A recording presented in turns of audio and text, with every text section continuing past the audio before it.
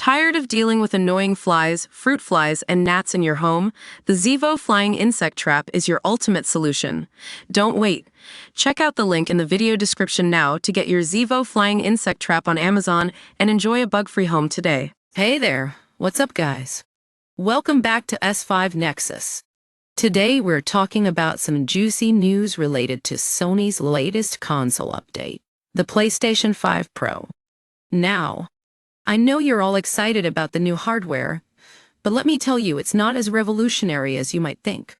In fact, the GPU in the PS5 Pro is mostly based on old tech from the original S5. That's right, folks. We're talking about RDNA 2 here. But don't worry, it's not all bad news. The PS5 Pro has some sweet upgrades that are straight out of AMD's future RDNA 4 graphics chips. Yeah, you heard that right. The tech for ray tracing is actually from a generation ahead of what we're seeing in PC gaming. So, how does this work? Well, it turns out that the shaders in the PS5 Pro's GPU are still RDNA 2, but the geometry pipeline is from RDNA 3. This means that game developers can use the same code path for both consoles, and it will run better on the S5 Pro. Now, let's talk about ray tracing.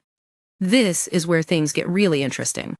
The upgraded ray tracing hardware in the S5 Pro is sourced from a future RDNA generation, which basically means it's from the next gen of AMD graphics chips. The performance boost for ray tracing is significant. We're talking double or triple the speed of the original S5. And when you factor in the 67% larger and more complex GPU in the PS5 Pro, that's a whole different story. Sony reckons that alone tends to translate into a real-world performance boost of around 45%. Dutch died.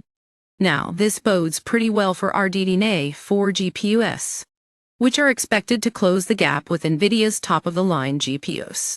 But let's be real.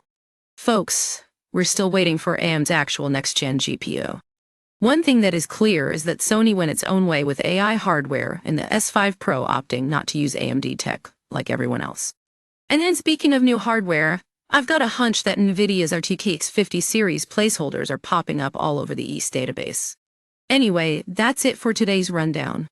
If you want more info on the PS5 Pro and its fancy GPU, be sure to check out the video from Mark Cerny.